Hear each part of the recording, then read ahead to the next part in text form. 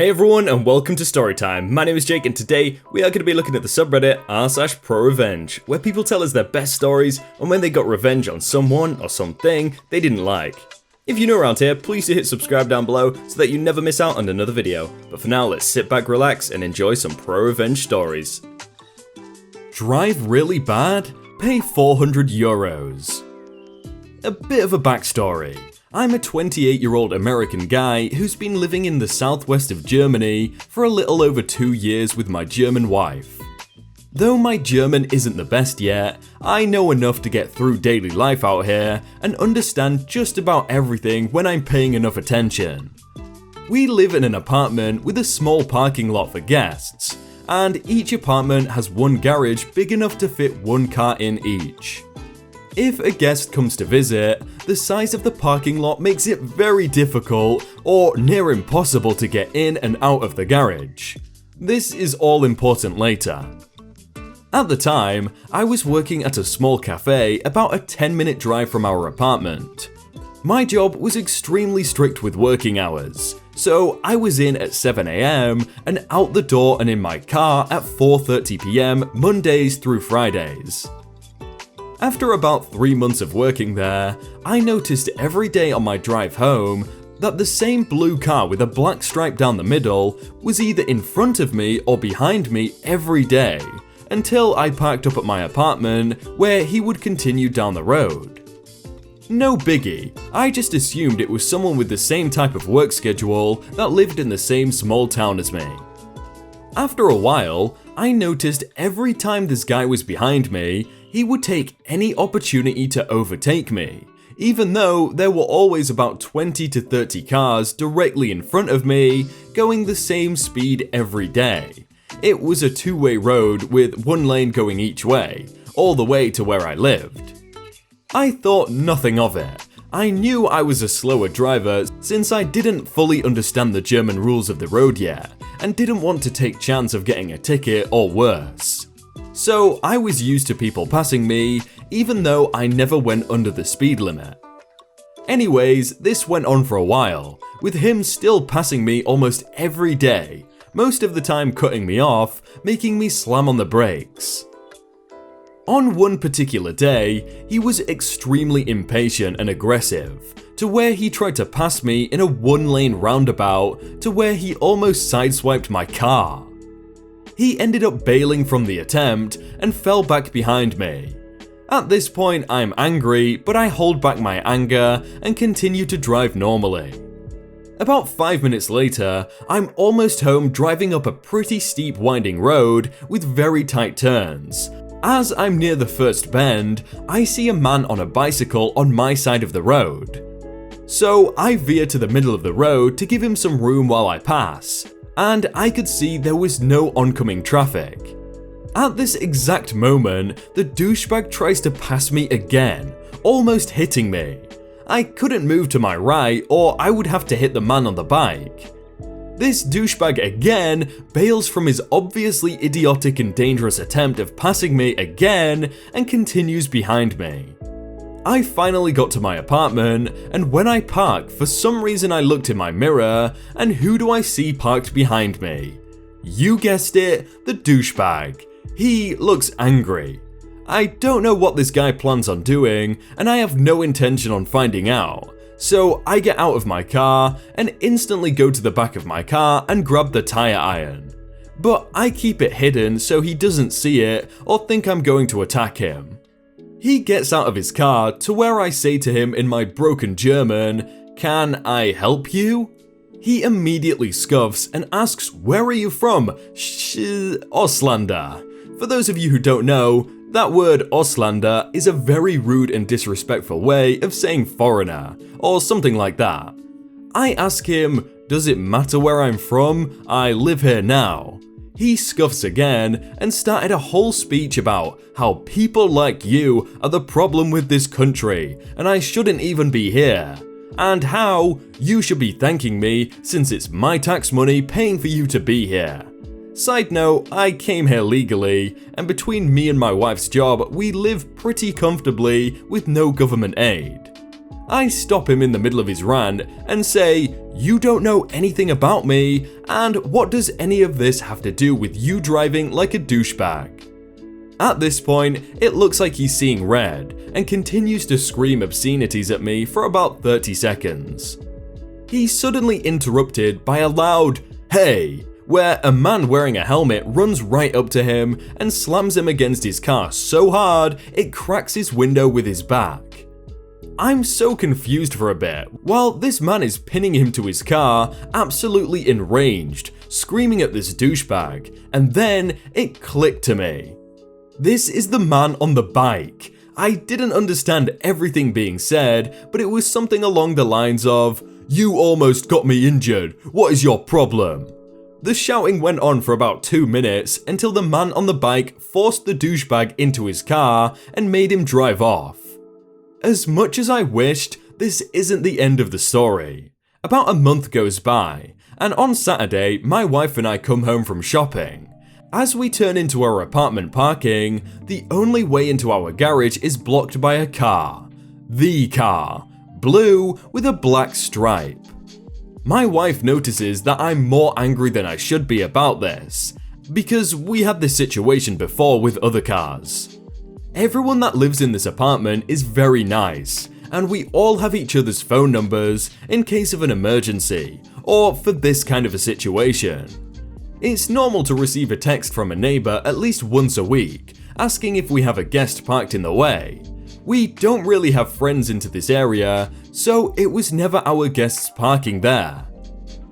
So my wife starts to send out a text asking for whoever has the guest if they could kindly move the car. While she's doing this, I'm calling the landlord, who has told us multiple times if someone blocks our way to the garage to call her, so she can call a tow truck. Obviously, nobody in our building does this because it's usually not a big deal, and a simple text could solve it. I tell her what's going on and give her the details of the car. I hear her let out a sigh. "Ah, him again. Okay, I'll deal with it." And she hangs up. Apparently this man has given another neighbor of ours problems before. I tell my wife to not send out the text and that we should go get a coffee instead. There's a cafe directly in front of our apartment parking. My wife looks confused but says okay.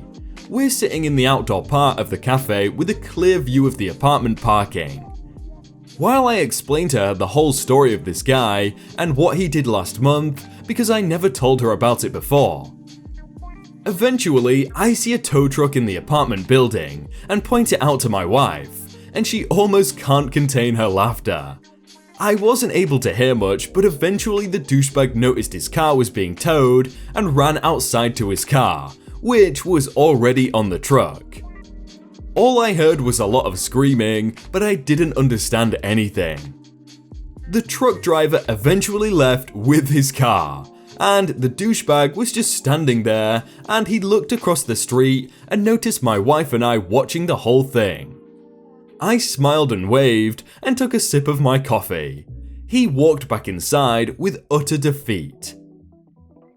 I later found out that this douchebag is the father to one of the girls who lives in the same building as me. She knocked at my door the next day and asked about the situation, which I explained everything. Thankfully, she was very understanding and even apologized for her father's behavior.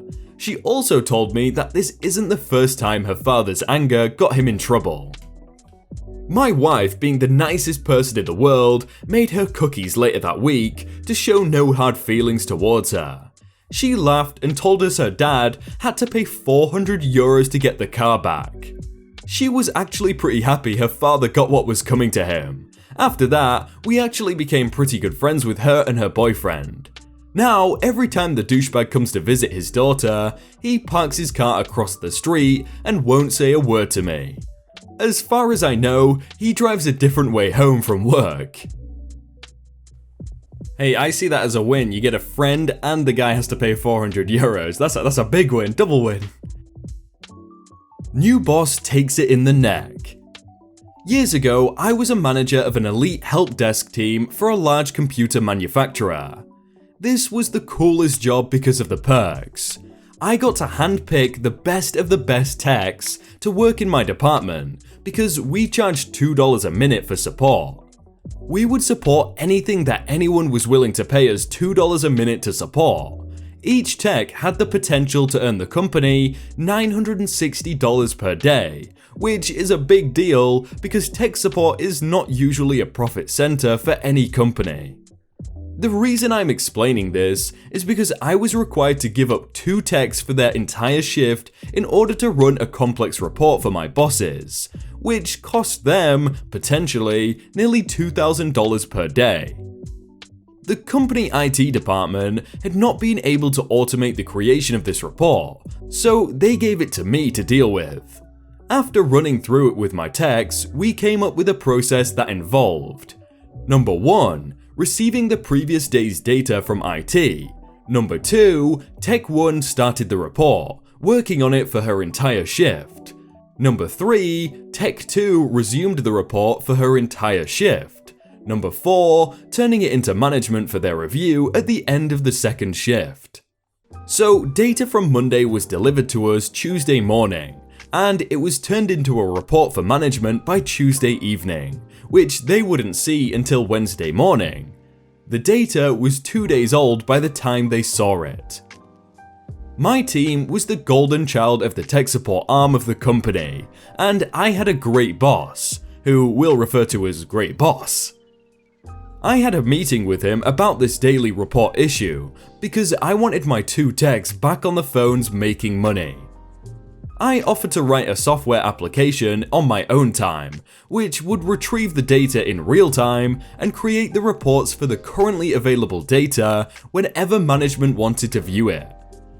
No more 2-day-old data, I was offering 5-minute-old data. I asked for 2 weeks' salary as compensation, and Great Boss agreed. For him, it was a steal. Potentially $1,920 daily in reclaimed revenue from 2 techs who were pulled off a profitable team was a super deal for him. So, I got to work. It took about a week to write the code. When I was finished, I installed it on one of the company's servers and did some fine-tuning. Everything worked as planned. I was about to raise the performance metrics of my team and make a few thousand extra in the process. Unfortunately, during that week, Great Boss had been forced into retirement, and I had a new boss who came in with a yes man named Randy. When I presented the reporting system to new boss and Randy Weasel, they were really impressed. They loved that they didn't have to look at the old, stale data and could be proactive instead of reactive. Then I mentioned the agreement with Great Boss regarding compensation for my time. That's when things went south. New boss said he would need to clear that up with upper management, and that he didn't think he could pay that. The next day, he came back with an offer for 2 vacation days instead of an actual payment. Of course, I turned that down. His argument was that it would be better to get something for my work than to get nothing for it. It was then that I learned that my access to the server had been revoked. I couldn't take it back. They had the goods, and I was at their mercy. Or was I? As the author of the software, only I knew how it worked, what maintenance it required, and only I had the source code, so it couldn't be modified by anyone else. If they wanted changes, they would have to rewrite it from scratch. I knew it would be only a matter of time before lack of maintenance bit them, so I planned to be long gone by that time. My revenge began about 5 minutes into my next shift. I arrived with a large duffel bag and 2 sheets of paper in a folder. Right on schedule, Randy Weasel arrived at my desk for some nonsense thing. Being an idiot, he thought nothing of it when I handed him a clipboard and said, "Sign this." He took the pen and jotted his signature down like a trained dog. He continued his nonsense and I said, "Follow me to the copy machine," which he did. He went on with his nonsense while I made a copy of the sheet he signed, and the other sheet which I pulled out of the folder. I then stapled the 2 copies together and put them in his hand. He looked down at the top sheet, a vacation request form starting today through the next 2 weeks.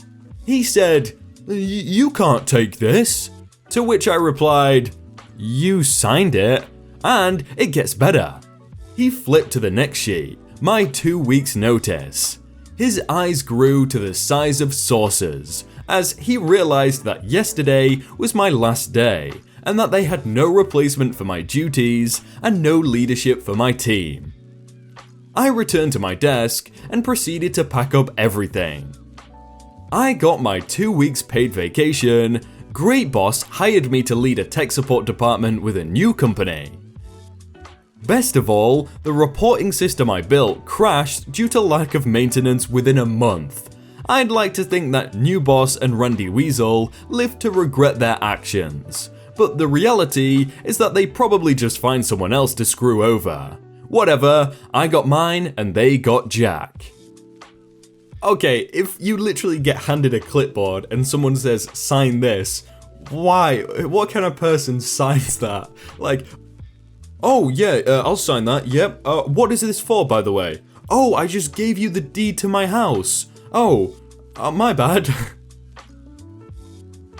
Hey everyone, I hope you all had a really good day and that you enjoyed that video. If you want to check out some other videos, then click on screen right now, or check out the playlist down below. If you enjoyed that video, then please do leave a like. And if you want to submit your own stories, then you can do so by joining the Discord in the top link in the description. But thank you so much for watching, and I will see you very soon.